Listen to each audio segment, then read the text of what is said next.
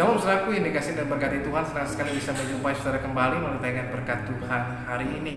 Dalam Amsal pasal yang ke-10 ayat yang ketiga, firman Tuhan berkata, Tuhan tidak membiarkan orang benar menderita kelaparan, tapi keinginan orang fasik ditolaknya. Saudara yang dikasihi dan diberkati Tuhan, melalui kebenaran firman Tuhan ini, firman Tuhan mengajarkan kepada kita semua ada dua hal yang saya mau sampaikan kepada saudara melalui Amsal 10 ayat yang ketiga. Yang pertama, agar dalam kehidupan kita jangan takut, kita jangan khawatir, namun kita perlu tetap dan terus percaya kepada Tuhan yang hidup, bahwa Tuhan tidak membiarkan kita, Tuhan tidak meninggalkan kita, Tuhan Allah yang setia, Tuhan yang memelihara kehidupan saudara dan saya. Sekalipun memang tidak dapat dipungkiri dalam perjalanan kehidupan kita, ada kalanya kita menghadapi pencobaan, ada kalanya kita menghadapi godaan dalam kehidupan. Nah, dalam kehidupan kita, manakala kita terus hidup dengan iman percaya kepada Tuhan, maka kita dapat berkata tidak terhadap semua tawaran dosa, termasuk tawaran untuk kompromi dengan kesalahan dan dosa. Sebab firman Tuhan berkata, orang benar yang dimasukkan di sini adalah dalam satu terjemahan lain dikatakan orang benar, yaitu adalah orang yang tidak mau kompromi dengan dosa, dengan kesalahan, atau dengan hal-hal yang lainnya yang bertentangan dengan kehendak Tuhan. Nah, saudara yang dikasihi Tuhan, seringkali kita diberhadapkan pada situasi yang membuat kita mau memilih apakah kita mau kompromi dengan dosa atau kita berani berkata tidak terhadap dosa. Nah, bagi kita, orang yang menjadi ragu-ragu, bimbang, kemudian kita bisa hanyut dengan arus dunia yang ada, dan kemudian kita memilih untuk kompromi. Ya nggak apa-apa, daripada saya susah, daripada saya menderita, daripada saya miskin, ya sudah, saya lebih baik saya kompromi dengan dosa. Yang penting nanti kalau ada waktunya saya bertobat. Nah, kadang-kala orang bisa melakukan kompromi. Mengapa?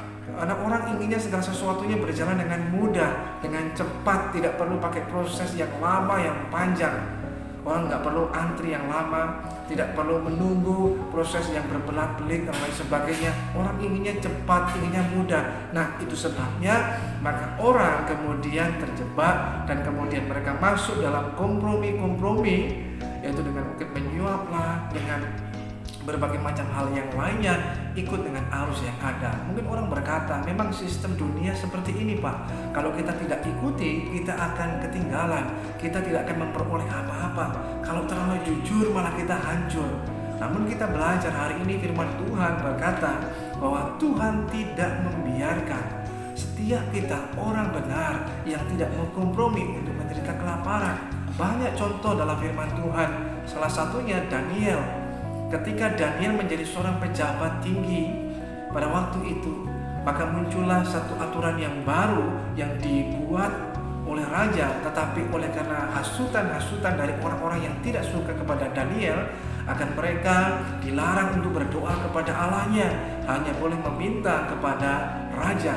Namun demi didengar oleh Daniel dengan aturan yang baru itu, maka Daniel memilih tidak mau kompromi. Bisa saja Daniel memilih untuk kompromi dan berkata, ya sudahlah, daripada fasilitas saya dicabut, daripada saya dinonjok dari pekerjaan dan jabatan saya, daripada nyawa saya terancam, lebih baik saya ikut aturan yang ada. Tidak usah doa dulu, tidak usah ibadah dulu, tidak usah berbakti dulu kepada Tuhan. Namun Daniel tidak mau kompromi dengan kesalahan dan dosa yang ada. Dia tetap percaya kepada Allah. Dia percaya bahwa Tuhan memelihara kehidupannya, sekalipun dia tahu konsekuensinya, bahwa hal itu bisa mengakibatkan fasilitas dalam kehidupannya dicabut, hal itu bisa mengakibatkan jabatannya juga dilepaskan, hal itu juga bisa mengakibatkan nyawanya terancam.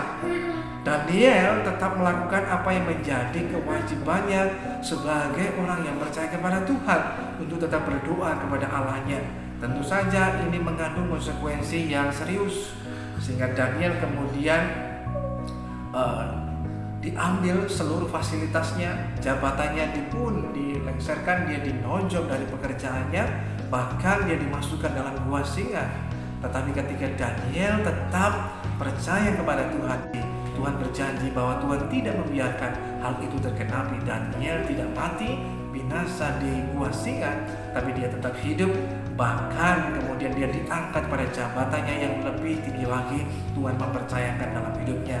Mengapa? Karena Daniel tidak berkompromi. Banyak orang kompromi dengan dosa, dengan kesalahan, supaya mendapatkan pekerjaan, supaya mendapatkan kedudukan atau jabatan, supaya bisa mendapatkan tender atau proyek, supaya bisa mendapatkan keuntungan yang lebih, mendapatkan uang yang banyak, yang cepat.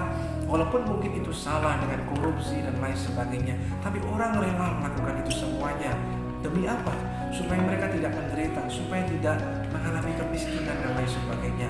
Namun saudara dikasih Tuhan, bagi kita mau belajar percaya pada pemeliharaan Tuhan, sehingga kita tidak perlu mengambil langkah kompromi dengan dosa dan kesalahan, tapi kita tetap berdiri dalam jalan kebenaran.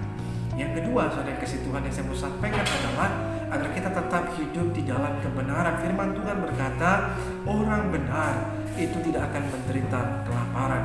Disebutkan orang benar di sini adalah setiap kita, ketika kita percaya kepada Tuhan, kita memiliki status yang baru, kita sebagai orang benar. Tapi bukan hanya berhenti di situ saja. Sebagai orang benar, kita mesti hidup terus di dalam kebenaran. Nah, ini yang mesti kita kerjakan dalam kehidupan kita, sehingga kita tetap yakin dan percaya kita mau hidup dalam kebenaran. Sekalipun mungkin kita hanya sendiri dengan Tuhan, tapi kalau kita dengan Tuhan, Anda dan saya adalah mayoritas. Tapi sekalipun mungkin kita banyak, tetapi tanpa Tuhan, kita adalah minoritas. Sebab itu saudaraku yang dikasih Tuhan, jangan kita takut. Walaupun mungkin saudara berdiri sendiri di dalam kebenaran, dalam jalan kebenaran, walaupun tidak ada orang yang mendukung, tidak ada orang yang menyokong, tapi tetaplah hidup dalam kebenaran. Tetaplah murni dan jangan bercampur. Itu yang menjadi kehendak Tuhan, maka Tuhan akan memelihara kehidupan kita. Sebab itu tetap percaya kepada Tuhan dan alamilah pemeliharaan Tuhan di tengah kehidupan saudara dan saya. Tuhan Yesus memberkati.